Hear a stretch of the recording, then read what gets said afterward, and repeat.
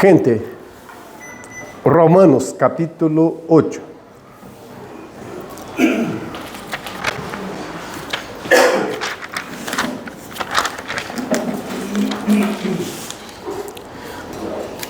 Versículo 18, a partir del 18. Romanos, hoy no tenemos proyección, así que es importante que mantengan o se mantengan atentos ahí al texto en la propia Biblia o en el teléfono, a donde fuere, pero que se mantengan atentos. Vamos a tomar parte de este capítulo, el capítulo 8, y vamos a ver los versículos 18 al 30. Dentro de estos versículos vamos a concentrar nuestra atención en los versículos 26 y 27 principalmente, pero no solamente, porque ahí se habla algo sobre la oración, que es el tema que venimos tratando.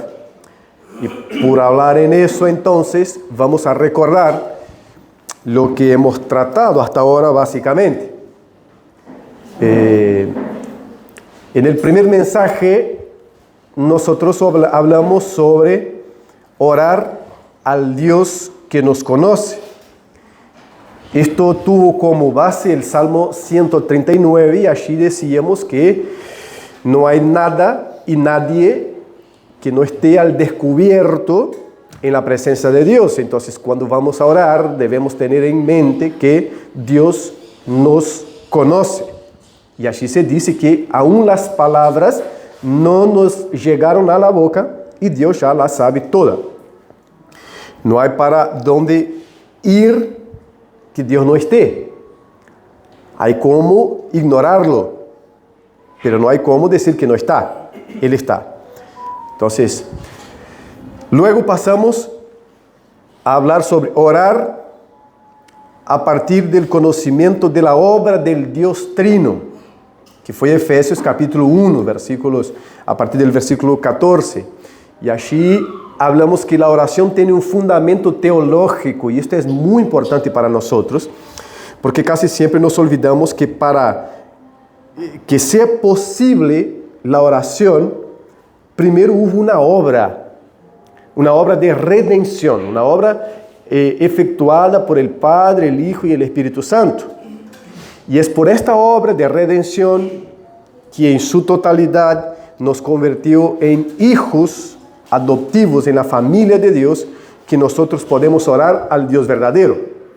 Hay oraciones y oraciones. Estamos hablando desde el ámbito cristiano, desde el ámbito bíblico. Entonces, oramos porque fuimos redimidos. Y la redención involucra la elección hecha por el Padre en la eternidad pasada, la redención en el Hijo, en Jesucristo, entregándose, y la aplicación de la redención en el corazón por el Espíritu Santo. Esto involucra básicamente la obra de redención. Entonces, cuando oramos debemos tener esto en mente, es decir, hay una obra realizada por el Dios Trino que nos permite orar.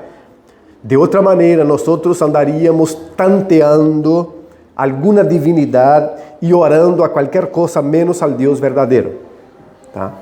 Entonces, el último domingo estuvimos entonces hablando de algunas peticiones del apóstol Pablo. También en Efesios, pero ahora capítulo 3.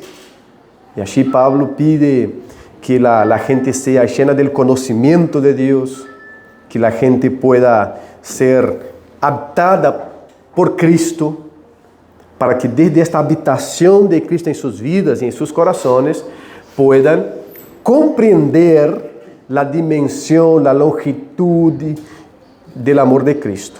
¿Tá? Entonces, hasta ahora, y no es nuestra intención en ningún momento hablar de pasos de la oración o un curso sobre la oración. Yo me acuerdo que acá, capaz que está acá todavía en este púlpito, que acá es una caja de Pandora. Si abrí eso acá, es casi Narnia. Entrar por estas puertitas acá y entrar en un mundo nuevo que está acá dentro de estas puertitas. Yo evito abrirla por eso. Ya unas cuantas veces pensé, hay que arreglar esto porque hay muchas cosas. Pero cuando abro así un cachito, digo, no, deja ahí como está, todo bien. Está mejor así que abrir. Pero acá había unos manuales sobre oración. Era curso de oración. curso de oración.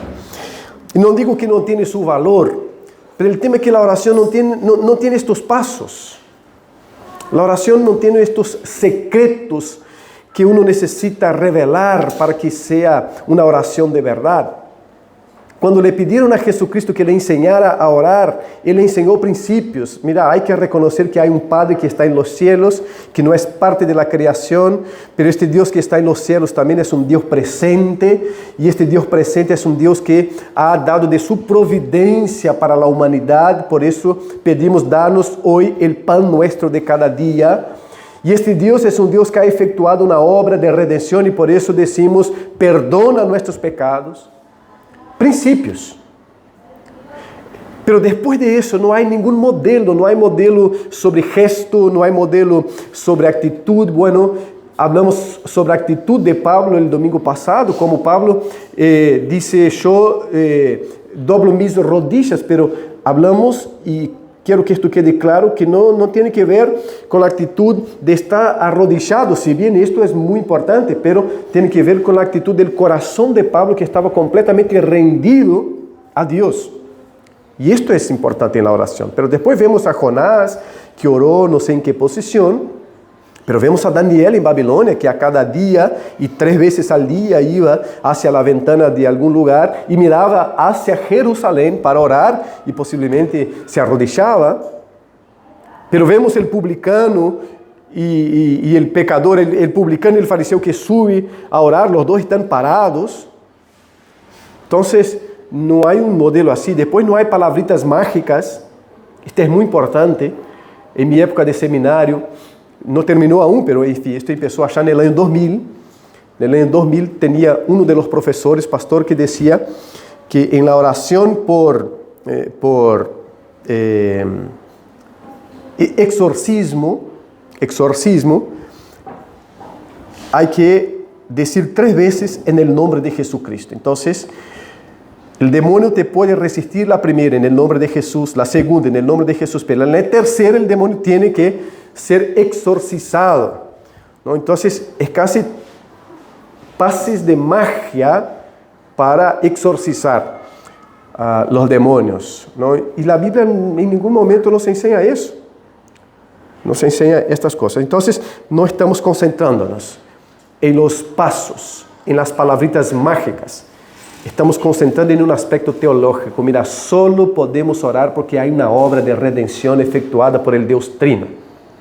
Si no es por esta obra, olvídate. Te vas a plantarse frente a un árbol y va a pedir su bendición, porque no hay conciencia verdadera de rescate efectuado de tu vida. Podemos orar con confianza porque estamos en la presencia de un Dios que conoce todo. Entonces no hay que ocultar, hay que ser sincero. ¿Tá? Podemos y debemos orar en nuestras peticiones legítimas por necesidades, pero tenemos que entender que la necesidad más íntima y profunda nuestra es la necesidad de que Cristo cada día crezca en nosotros. Porque nuestras malas oraciones tienen mucho que ver con nuestra mala comprensión de Dios, o con nuestra poca comprensión de Dios, o con nuestra comprensión superficial sobre Dios. Y en la oración esto se revela. No salimos del círculo del dolor de cabeza. No salimos de allí. Ahí vemos a Pablo en una cárcel que deveria estar pedindo, Senhor, libera-me de acá, esta é uma injustiça lo que hicieron comigo, eu estou preso, pero não he cometido nenhum assassinato, não he robado a nadie, não he defraudado a nadie e estou acá na cárcel, por favor, ejerce tu justiça e libera-me de acá. Não. Ele mira a igreja e diz, Senhor, por favor, habita o coração de los creyentes. Senhor, llena a los creyentes de conhecimento de tu presença, para que los creyentes sepan exactamente a la esperança para la qual eles foram chamados.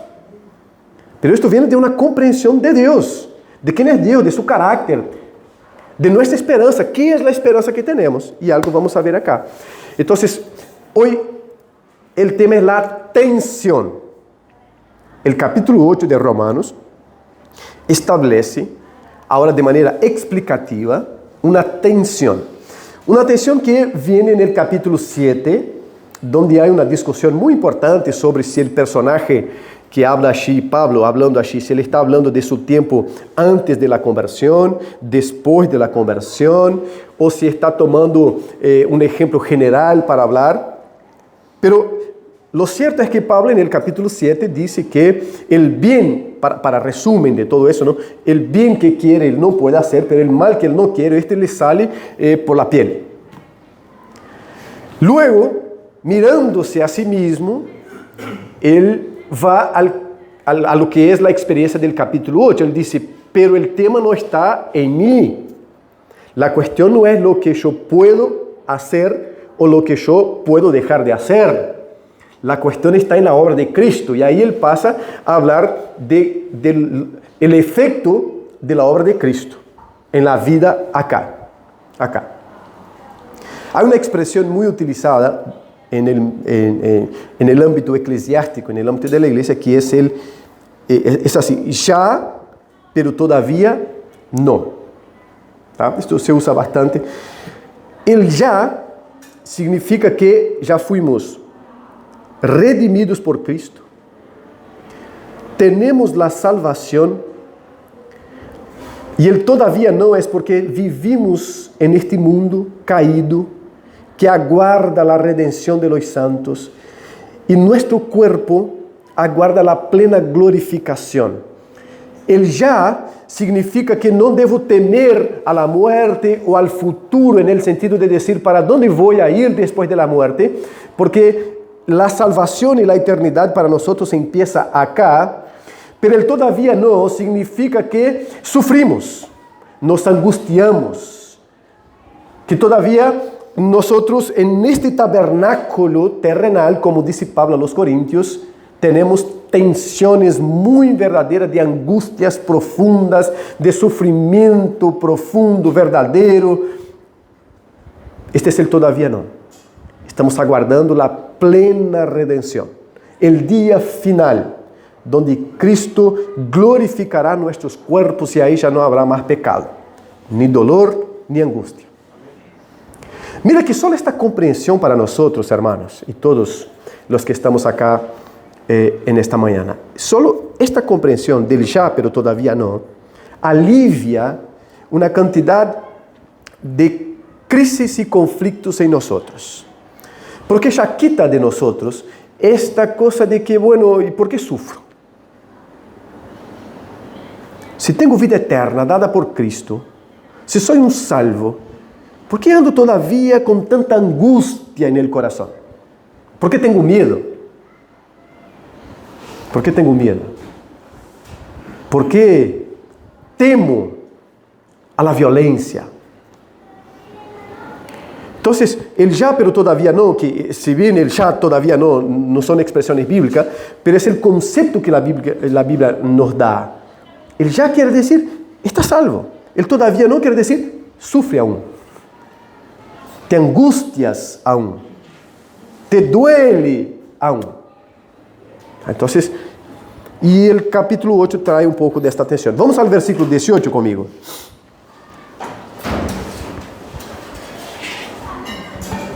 Si yo estuviera siendo evaluado en esta prédica, ya me iban a decir, la introducción fue muy larga. Una introducción muy larga. Después, esto tiene que ser 2-3 minutos, no puede ser más que 5. Pero después el cuerpo va, la introducción muy larga, ¿no? Pues tengo por cierto que las aflicciones del tiempo presente, versículo 18, no son comparables con la gloria venidera que en nosotros ha de manifestarse. Ya, pero todavía no.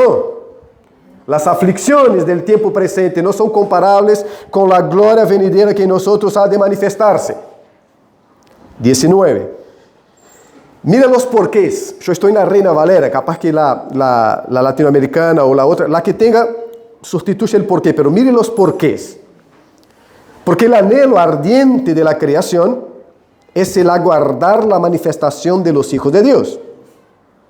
Versículo 20. Porque la creación fue sujetada a vanidad, no por su propia voluntad, sino por causa del que la sujetó en esperanza. Versículo 21. porque también la creación misma será libertada de la esclavitud de corrupción a la libertad gloriosa de los hijos de Dios. Mire el futuro, será libertada. Versículo 22. Porque sabemos que toda la creación gime a una, y a una está con dolores de parto hasta ahora. Entonces, el primero gemido de la creación, versículo 23.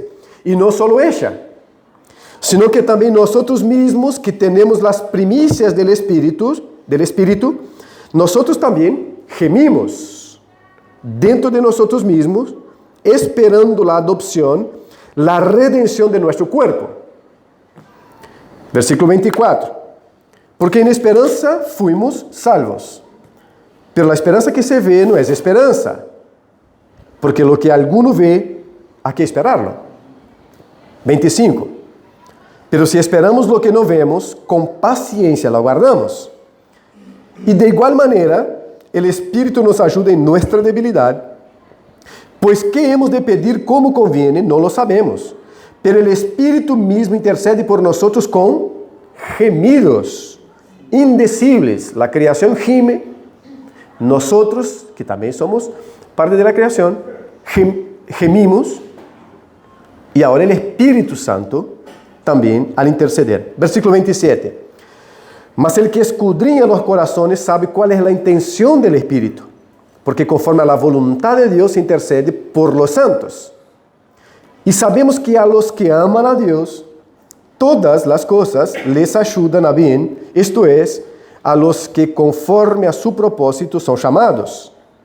Porque a los que antes conoció también los predestinó para que fuesen hechos conforme a la imagen de su Hijo, para que Él sea el primogénito entre muchos hermanos. Y a los que predestinó, a estos también llamó, y a los que llamó, a estos también justificó, y a los que justificó, a estos también glorificó. Lo que quiero acá que reflexionemos es la tensión que hay acá. La tensión que hay.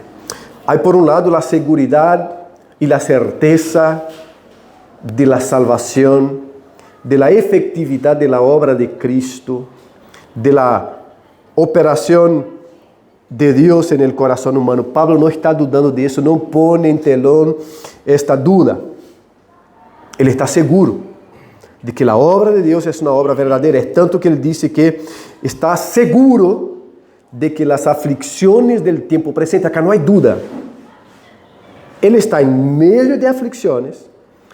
Él sabe que los creyentes a quien él escribe, y es interesante porque la iglesia en Roma no es una iglesia fundada por el apóstol Pablo, pero esta realidad humana, hermanos, del sufrimiento, de la aflicción, no es propia del uruguayo, del brasileiro, del norteamericano, es del ser humano. En toda y cualquier parte del mundo, el ser humano se aflige. Y el ser humano es afligido. En toda y cualquier parte del mundo, el ser humano sufre. El ser humano se angustia. El dolor le alcanza. Entonces, aún en una iglesia que no fue fundada por el apóstol Pablo, pese a que él la conocía bastante bien, vemos en Romanos 16, él está hablando, mira, yo estoy seguro, yo no tengo dudas de que las aflicciones del tiempo presente, lo que sufrimos ahora, lo que padecemos ahora, el dolor que sentimos ahora, no pueden ser comparadas con lo que va a venir, con lo que nos espera, con lo que nosotros tenemos guardado por Dios para nosotros. Hay dos seguridades acá, pero que están en tensión. La primera es la seguridad de la aflicción. Y el creyente tiene que saber eso. Nosotros necesitamos saber eso.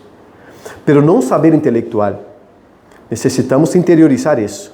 No para desear el sufrimiento, porque no necesitamos desearlo. Hay un montón de cosas que tenemos que desear y buscar y querer, pero la aflicción, ella viene sola, entre comillas, porque es fruto del pecado. No tenemos que llamarla, no tenemos que contratarla, no tenemos que contestar el teléfono que nos llama para... Ella viene, Pablo está seguro y dice, yo estoy cierto que las aflicciones del tiempo presente, es decir, esto que estamos viviendo ahora, que es verdadero, pero não podem ser comparadas com o que vai venir. Uma tensão. Versículo 24, outra tensão, mira, porque em esperança fuimos salvos. Pero a esperança que se vê não é esperança. Porque lo que alguno vê, ¿a qué esperarlo? Entonces, hay otra tensión. Él habla de una esperanza. Fuimos salvos para. Entonces, fuimos salvos de esta realidad de oscuridad y pecado y sufrimiento y dolor para algo superior. Pero la tensión está exactamente ahí, porque el algo superior no se concretizó todavía. Y por eso es esperanza. Y Pablo, con la realidad característica suya, dice, esperanza es algo que aguardamos. Porque si ya está, no es esperanza, es algo que está. Pero si está, ¿a qué esperamos? ¿Viste la tensión nuevamente? De decir, aguardamos algo superior, algo que quitará de una vez por todas toda esta angustia y ese sufrimiento. Pero aguardamos, es esperanza. No es que ya vemos. Podemos estar seguros de eso. Pero es esperanza. Estamos aguardando. Y acá tenemos que hacer la distinción entre la esperanza bíblica y lo que es esperanza para nosotros, ¿no? Ya la hemos hecho en algunos momentos acá, pero es importante nuevamente volver a eso. Esperanza para nosotros puede ser traducido por quizás. Quizás. Por ojalá. Ojalá mejore. Ojalá esto sea así, de verdad. Porque esperanza para nosotros es más que todo un deseo. En base a algo que hacemos, o a algo que vemos, o a algo que alguien hace. Entonces es un deseo que puede acontecer, pero puede ser que no acontezca. Por eso quedamos siempre en el ojalá. Quizá pase exactamente de esta manera. Deseo, quizá, ojalá. La esperanza bíblica no tiene nada que ver con eso. La esperanza bíblica es algo real que se manifestará a su tiempo independientemente de lo que nosotros pensamos o dejamos de pensar, de la gente que entra, de la gente que sale, de la gente que trabaja, de la gente que no trabaja. La esperanza bíblica es una realidad. Lo único es que no se ha materializado todavía en nuestro tiempo. Y es eso lo que Pablo está tratando como esperanza acá. Fuimos salvos en esperanza, es decir, hay algo por venir que se materializará en algún momento, pero esa esperanza no vemos.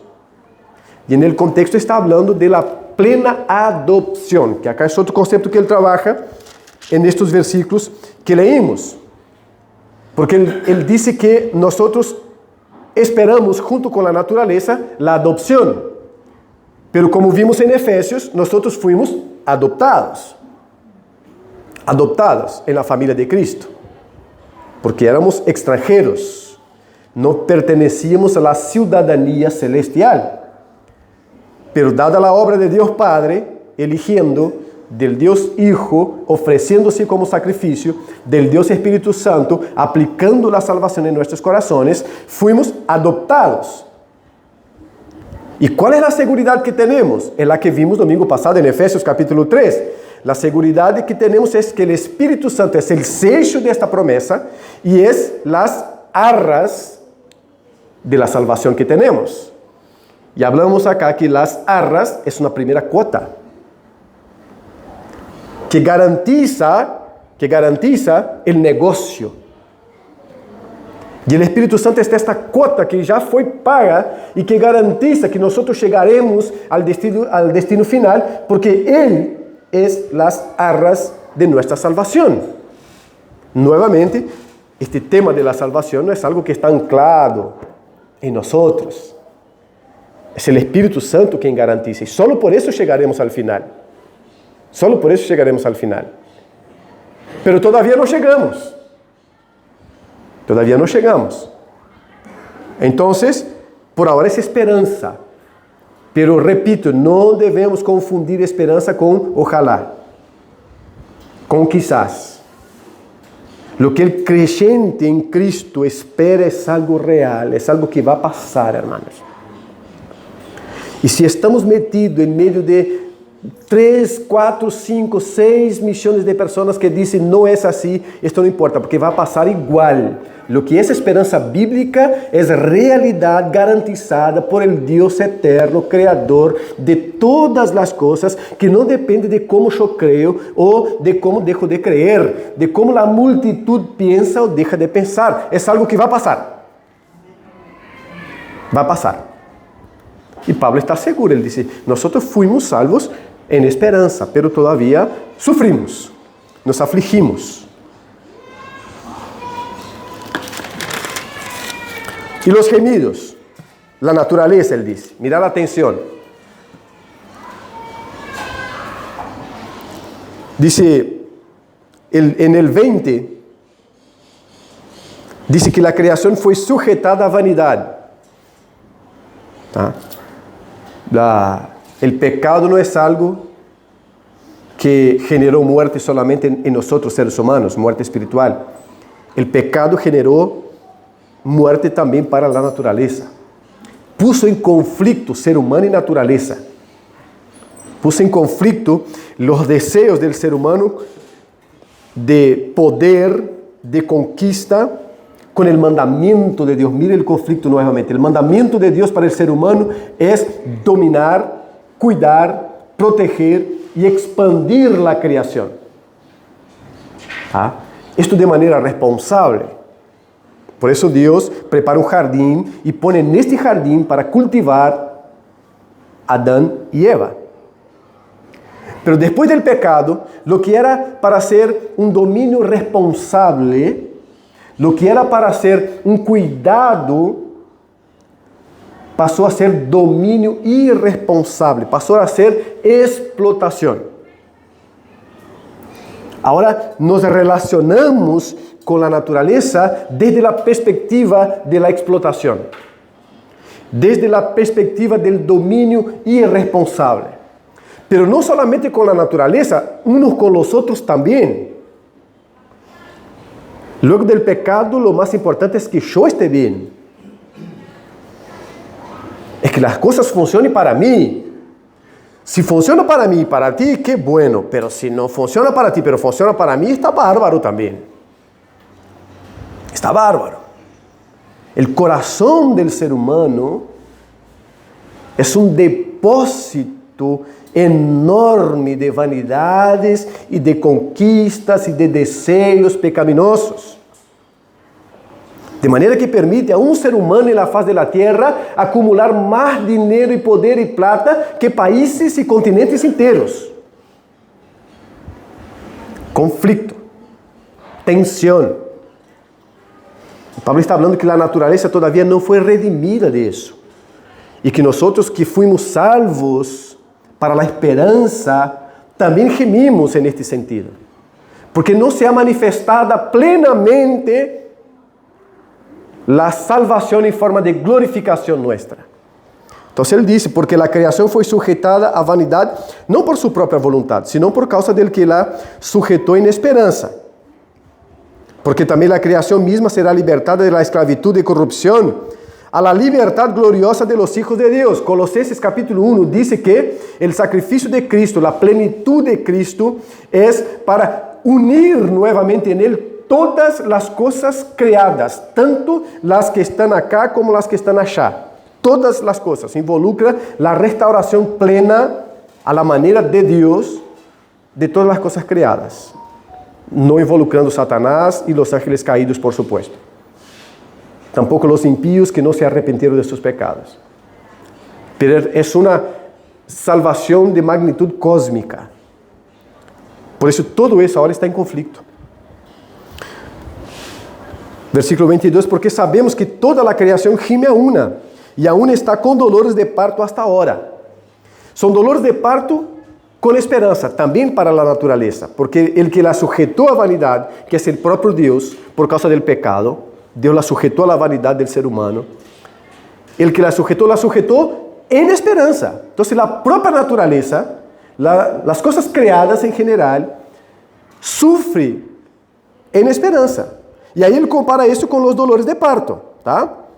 Y aún está con dolores de parto hasta ahora. Es decir, el dolor no quita la magnitud de lo que va a venir.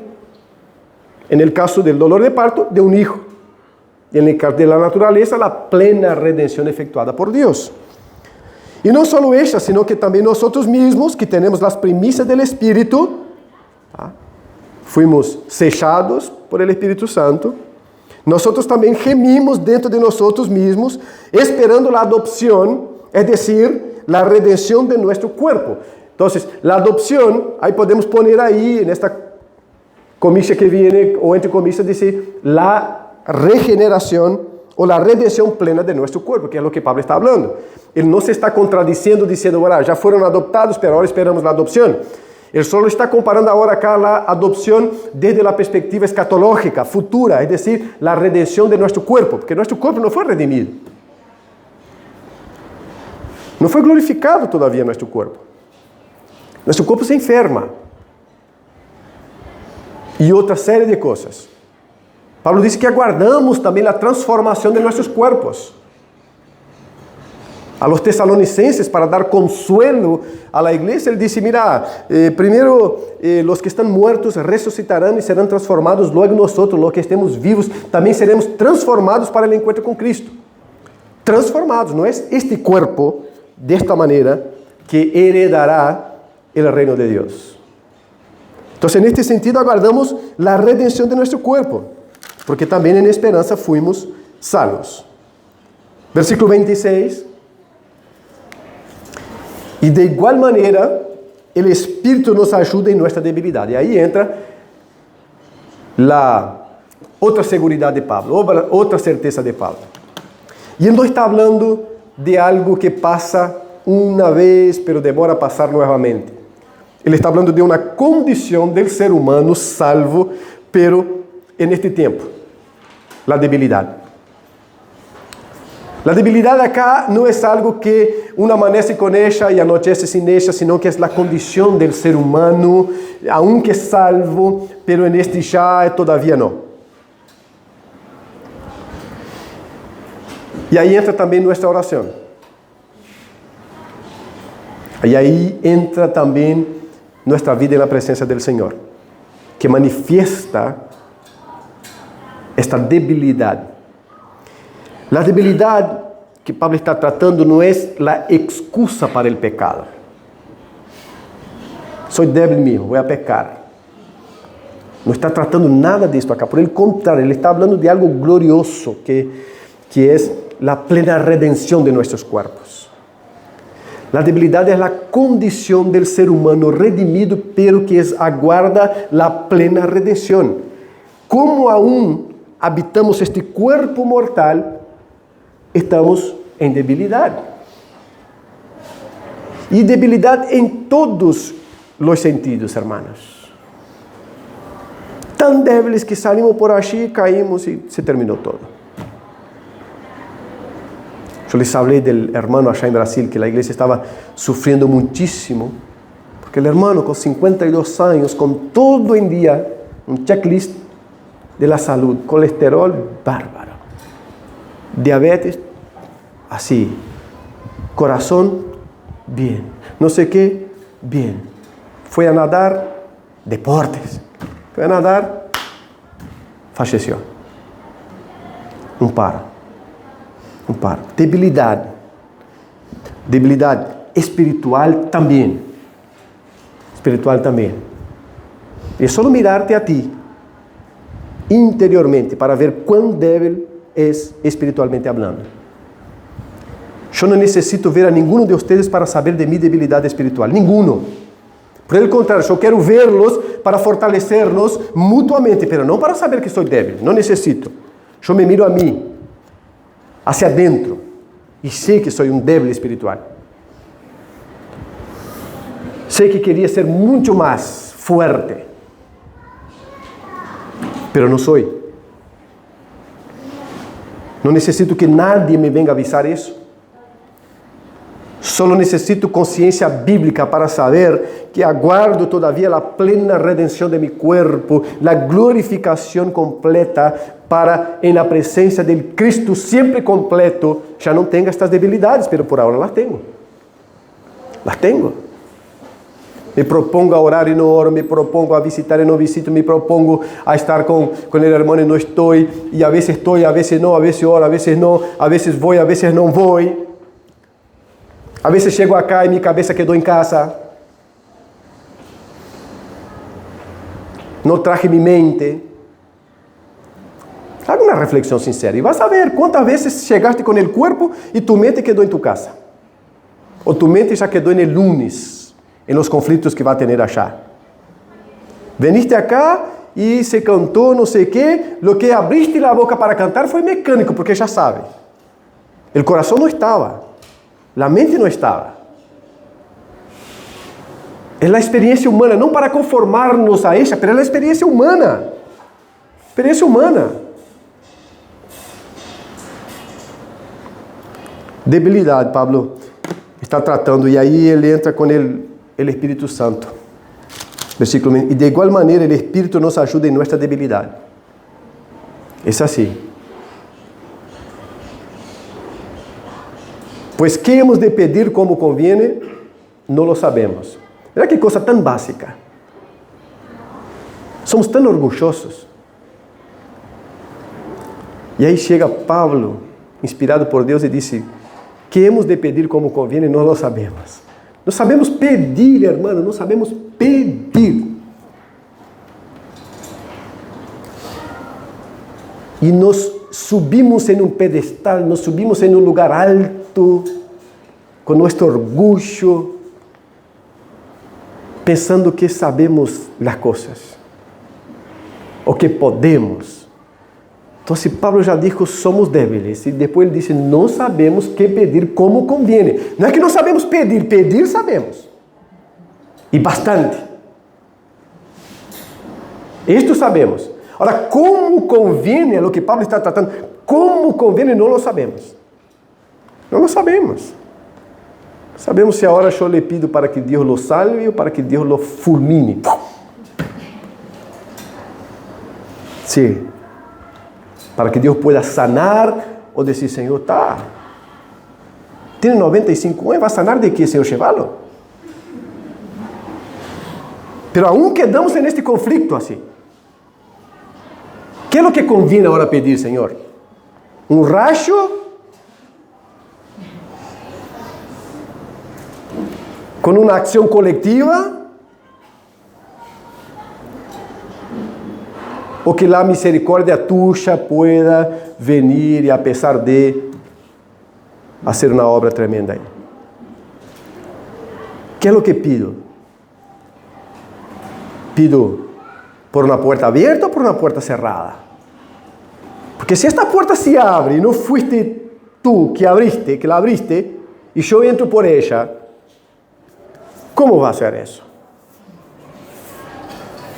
Então, Senhor, abre lá, cierra lá, pero dá-me evidência. É quase como Gedeón. ¿Se acuerda de Gedeón? Sí.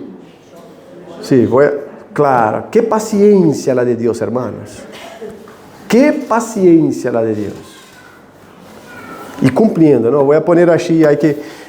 Depois com a lana, o tema da lana, vou poner achar, hay que estar mojada. Depois não, hay que estar seco e todo alrededor tem que estar mojado. Depois não, hay que estar mojado, todo alrededor tem que estar seco. Deus vai cumprindo cada coisa. Por quê? Porque somos débiles. Porque como conviene pedir, nós não sabemos. Sabemos pedir. Porque por natureza pecaminosa pedimos. Pedimos, nos quejamos, reivindicamos. Por isso entrou a gente a deixar de pedir para mandar, para determinar. Porque não tem ideia do Deus com quem está lidando. Porque não tem ideia de lo que está haciendo. Pensa que são muita coisa, mas não tem ideia de quem são na presença de Deus. Então, se Pablo disse, o Espírito Santo nos ajuda em nossa debilidade, pois ¿Qué hemos de pedir como conviene? No lo sabemos. Pero el Espíritu mismo intercede por nosotros con gemidos indecibles. Es decir, es algo comprendido solamente en la Trinidad. Solamente entre el Dios Padre, Hijo y el Espíritu Santo. Pero el Espíritu intercede de esta manera por nosotros en nuestras debilidades. Porque Dios que nos salvó, que vimos en el Salmo 139, que antes que las palabras lleguen a nuestra boca, ya conoce todo, intercede por nosotros por medio del Espíritu Santo con gemidos indecibles. La naturaleza gime aguardando la redención. Nosotros también gemimos porque estamos bajo la aflicción del presente momento, y el Espíritu Santo gime en la intercesión por nosotros porque no sabemos qué pedir como conviene. Nos auxilia en nuestra debilidad. El versículo 27 dice: mas el que escudriña los corazones sabe cuál es la intención del Espíritu. Obvio. Como son indecibles, es decir, son incompreensíveis para el ser humano porque el Espíritu está intercediendo, pero no para Dios. Dios escudriña, Dios sabe, en el seno de la eternidad las cosas están claras, completamente claras. Entonces, es la intención del Espíritu porque conforme a la voluntad de Dios intercede por los santos. El Espíritu Santo sabe hacia dónde tenemos que ir. El Espíritu Santo sabe realmente lo que necesitamos.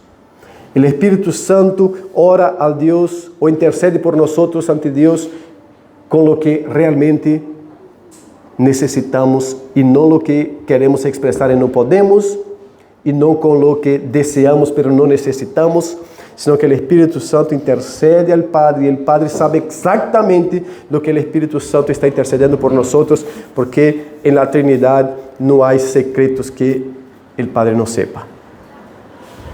Él nos auxilia. Y sabemos, otra cosa que Pablo sabe ya en el versículo 28, sabemos que a los que aman a Dios todas las cosas les ayudan a bien, esto es, a los que conforme a su propósito son llamados. Todas las cosas contribuyen para aquellos que aman a Dios, son los redimidos, los salvos. Los salvos. ¿Ah? Porque por los salvos y en los salvos el Espíritu Santo intercede. Tenemos el propio Pablo hablando que Cristo intercede por nosotros junto al Padre. Entonces, desde el cielo Cristo intercede por nosotros. En nosotros el Espíritu Santo intercede por nosotros. Somos morada de Dios por medio del Espíritu Santo. Entonces Él intercede por nosotros. Y en este sentido, todas las cosas cooperan para el bien. Ahí podemos poner cualquier cosa que queramos, hermano. La aflicción que pasamos, el sufrimiento que pasamos, y hasta el pecado que pecamos, no porque Dios lo desea o porque debemos hacerlo para cooperar, sino porque hasta en eso Dios nos enseña. Enseña a ver nuestra debilidad, nos enseña a ver nuestra incapacidad de ser creyente por nuestra cuenta. Por eso que el creer en Dios a mi manera es una blasfemia contra el Señor. Porque a los que antes conoció también los predestinó. Y ahí entra nuevamente esta obra trinitaria de Dios que no tuvo directamente que ver con una consulta hecha a nosotros, sino que fue decisión del propio Dios soberano. Y es por eso que el involucramiento de Dios es tan fuerte y firme. Porque a los que antes conoció también los predestinó para que fuesen hechos conforme a la imagen de su Hijo, para que Él sea el primogénito entre muchos hermanos. Y primogénito acá, en este sentido que tiene que ver, sí, con primero, pero también con primacía. El que tiene toda la primacía, porque es Dios, porque es soberano.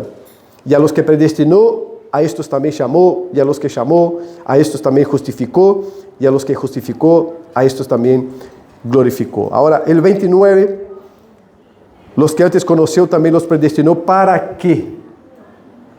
Por eso la obra de intercesión del Espíritu Santo, para que fuesen hechos conforme a la imagen de su Hijo, que este es el propósito final. Este es el propósito final. ¿Se acuerda de la ilustración de los que trabajaban en una roca bruta, ¿no? ¿Cuál es la ilustración? Para los que ya se olvidaron, la cuento nuevamente. Para los que no la escucharon, la cuento por primera vez. Para los que ya están cansados de escuchar, escúchenla otra vez y sepan que no será la última. Otras oportunidades van a venir. Entonces, la ilustración es la siguiente, el ejemplo es el siguiente. Un grupo de personas iba pasando por la calle y vieron una roca bruta y unas personas trabajando, esculpiendo esta roca. Se fueron. Pasado un tiempo volvieron. Miran lo que era la roca bruta y era la cara perfecta de un león. Perfecta. Se encuentra en la villa, porque era pequeña, entonces había una farmacia, una iglesia, una carnicería y una plaza. Se encuentra allí nuevamente y pregunta, pero ¿qué hicieron ustedes para transformar la roca bruta en la cara perfecta de un león? Ellos contestaron, fue muy sencillo. Sacamos de la roca todo lo que no se parece a un león. Y es lo que Pablo está hablando acá. Le está hablando, Cristo nos predestinó, nos escogió en Él, y está sacando de nosotros todo lo que no se parece con Cristo, porque Él nos está, la predestinación, la elección, todo eso fue para que seamos hechos a la imagen de su Hijo Jesucristo. Y para que esto acontezca, Dios está sacando de nosotros todo lo que no se parece con Cristo. Está quitando de nuestro carácter el orgullo, porque Cristo no es orgulloso. Está quitando la soberbia, porque Cristo no es soberbio. Está quitando la impaciencia, porque Cristo es paciente. Está quitando de nosotros en este tiempo de la seguridad de la salvación, pero de la aflicción de ainda vivir en este cuerpo mortal, está quitando de nosotros todo lo que no se parece a Cristo. La brutalidad de nuestro ser. Él está trabajando. Si empezamos a ver, hermanos, nuestra vida como un taller donde Cristo está trabajando constantemente, vamos a cambiar un poco nuestra perspectiva de los acontecimientos a nuestro alrededor y en nosotros. Y llegaremos a dar gracias a Dios porque somos alguien en quien Cristo está trabajando. Dejaremos de pelear con varias cosas porque entenderemos que esto está pasando porque Cristo está trabajando en mi vida, en mi carácter. Pero lo que hacemos a veces, yo soy así mismo y voy a seguir así mismo porque yo nací así mismo. ¿Y cuál es la diferencia de Cristo en tu vida? Si todo eso pasó, Dios Padre eligiendo antes de la fundación del mundo, Cristo naciendo en la plenitud de los tiempos, bajo la ley de mujer, para rescatar los que estaban bajo la ley, y el Espíritu Santo aplicando esta salvación a nuestros corazones, intercediendo por nosotros con un gemido indecible, para que yo siga diciendo, yo nací así y yo voy a vivir así porque yo soy así mismo. Este es menospreciar el sacrificio de Cristo. Es pisar la sangre de Jesucristo. Entonces empecemos a ver nuestra vida como este taller donde Cristo está trabajando y los acontecimientos es porque Cristo está tallando en nosotros el carácter de Cristo mismo. Empieza a ver a plaga de tu patrón, aquele que não vale nada, como alguém que Deus puso aí para trabalhar tu vida. E quando pueda liberar-te deste patrão, praga. Pero mientras tanto, permita, ou pelo menos intente ver que Deus está trabalhando tu carácter aí.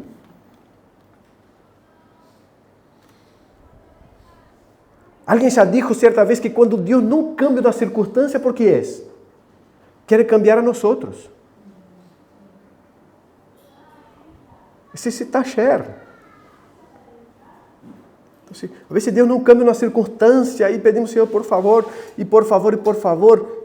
Capaz que tienes que mirarte a ti e dizer, não cambiou a circunstância, e já sei por quê, porque Deus me quer cambiar a mim.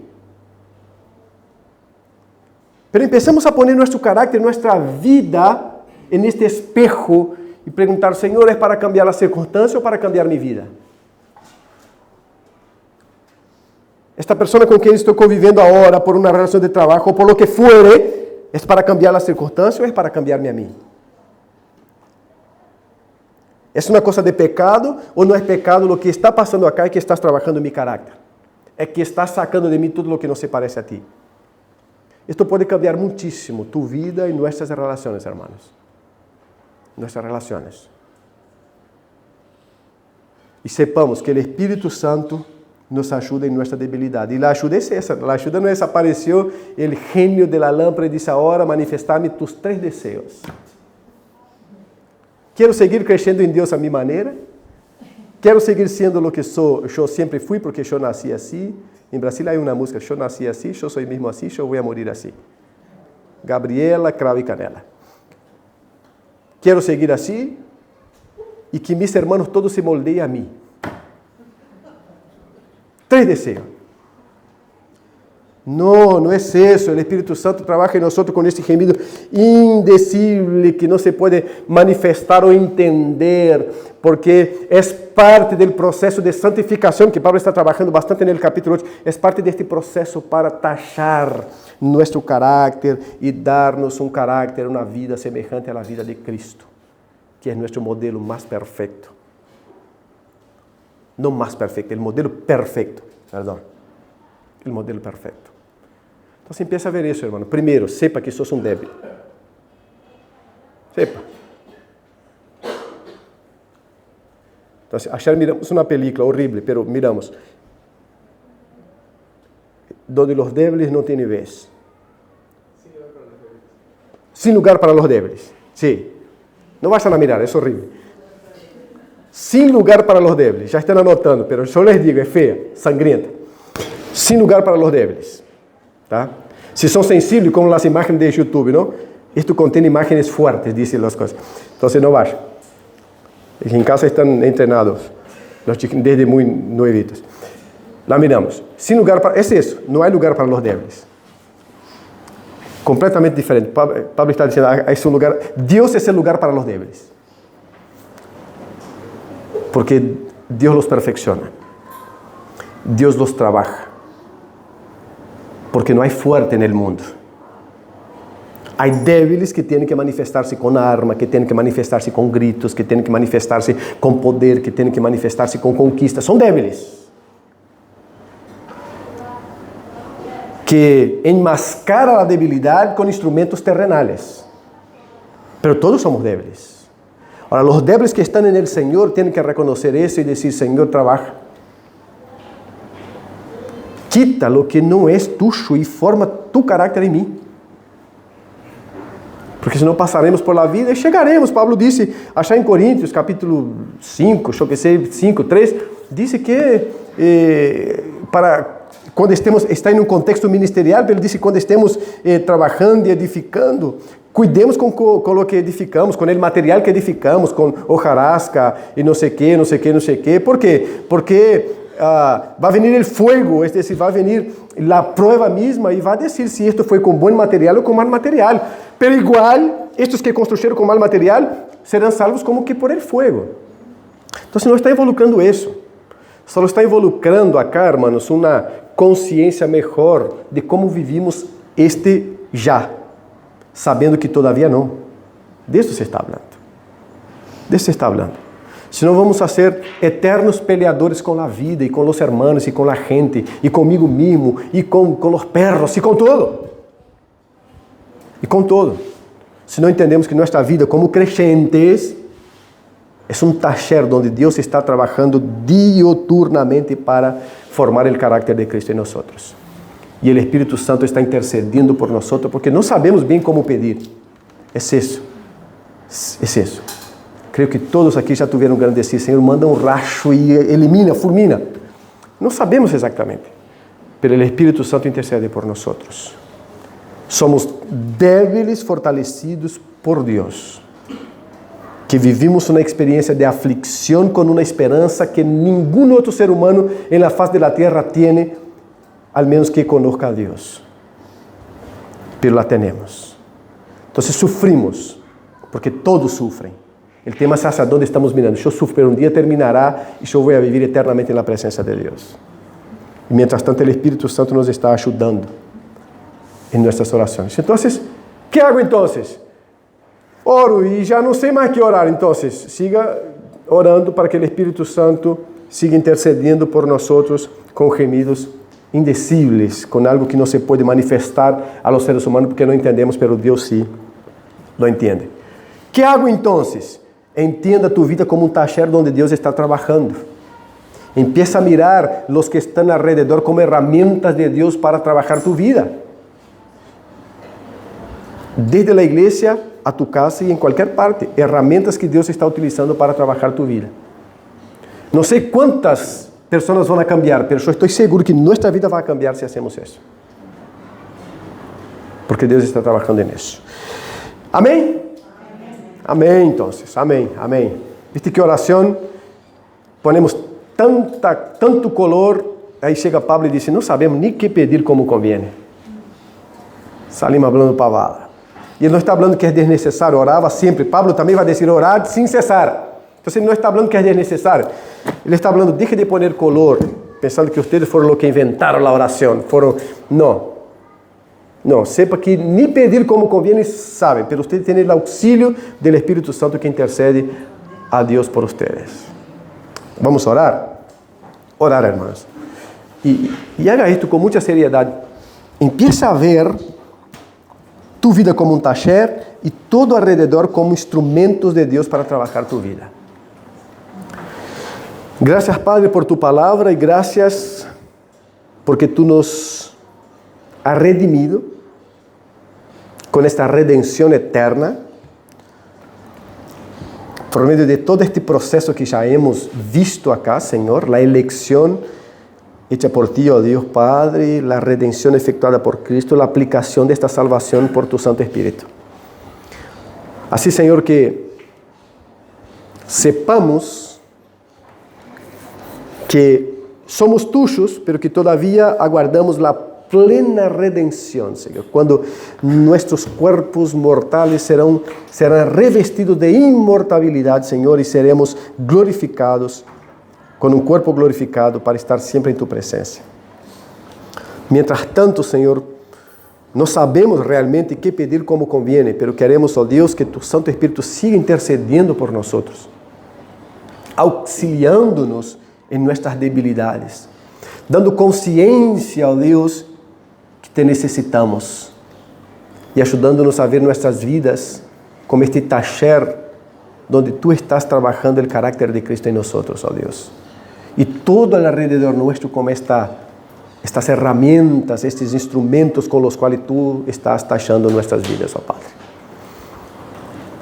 Ajuda-nos a permitir que tu nos cambies, Senhor,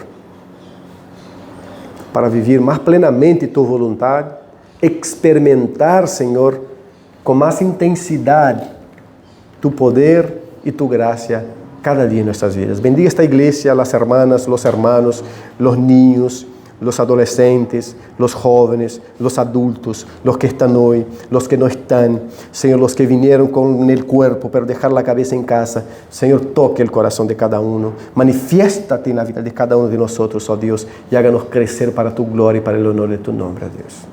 Esse é o anhelo de nossos corações. E o que nós supimos pedir nesta manhã, Senhor, que tu Santo Espírito pueda estar intercediendo por nós de la maneira que conviene, Senhor. Dá-nos uma semana, Senhor, também bajo tu graça e a orientação de tu Santo Espírito, Senhor. Ajuda-nos a conviver de maneira amorosa, Senhor. Mediados por tu graça en lugar onde estamos, ó Deus. Para que tu seas glorificado sempre. Fortaleça a cada um de nós, ó Deus, para os desafios da semana, del dia, e para seguir amando, crescendo nesta esperança que é uma certeza e uma segurança. Te alabamos, ó Deus, em nome de Cristo Jesus, nosso Senhor. Amém. Amém.